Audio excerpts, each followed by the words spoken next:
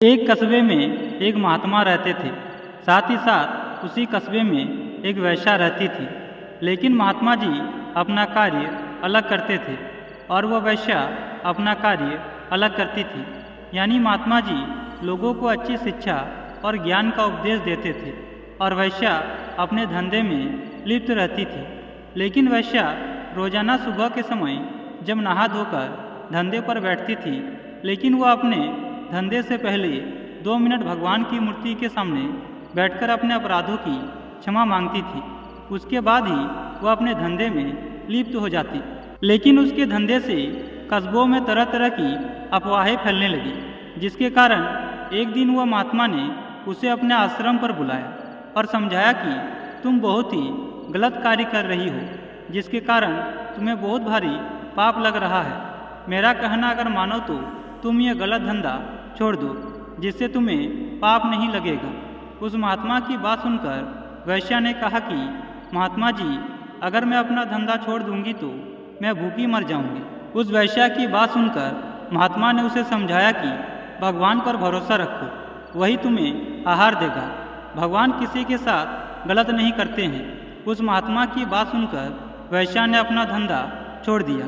लेकिन कुछ दिन तक तो उसने अपने जमा पूंजी से अपना काम चलाया।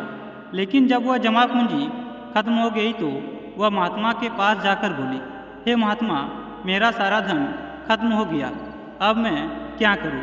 मेरे पास एक समय का भी आहार नहीं है। उस वैश्या की बात सुनकर महात्मा ने कहा कि भगवान पर भरोसा रखो, वह तुम्हें आहार जरूर देगा। महात्मा की बात सुनकर वह वैश्या चुपचाप अपने घर लौट आई और इसी प्रकार से वह एक दिन वह भूखे ही सो गई।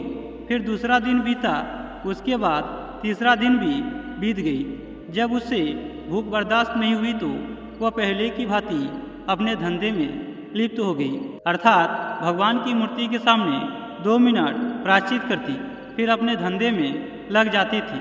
संजोग ऐसा हुआ कि कुछ दिन बाद महात्मा का देहांत हो गया और उसी दिन वैश्या भी मर गई। वैदिक धर्म की मान्यता के अनुसार दोनों ही आत्मा उनके शरीर से निकलकर यमराज के दरबार में गई। उसके बाद धर्मराज ने वैश्या और महात्मा जी दोनों के पाप और पुण्य का लेखा जोखा किया।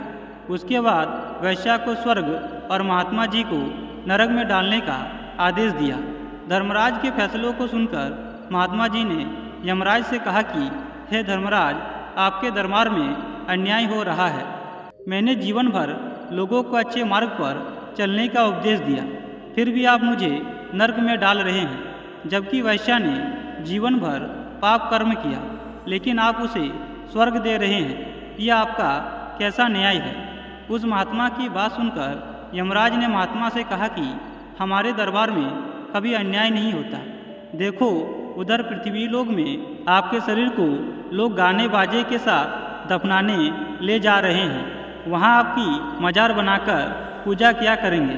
चूँकि आपके शरीर ने, आपके मुंह ने प्रवचन किया था, इसलिए आपके शरीर की सद्गति हो रही है। लेकिन आपके मन में परमात्मा के प्रति वास्तविक प्रेम नहीं था, बल्कि आपके मन में नाम कमाने की चारों ओर सिद्धि होने की लालसा थी। आत्मा से कभी आपने परमात्मा का सुमिरन नहीं किया, इसलिए यहाँ नरक में डाले जा रहे हो। लेकिन दूसरी ओर वैश्या को देखो, उसने अपने शरीर से पाप किया था।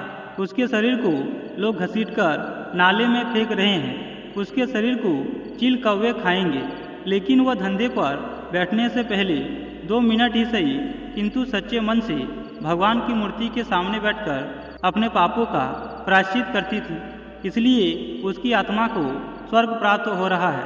प्रायश्चित करने से सारे पाप नष्ट हो जाते हैं। यह बात आप भी भली भांति जानते हैं, किंतु आप में तो नाम कमाने का भूत सवार था। इसी प्रकार से जिसने जैसा किया उसे वैसा ही मिला।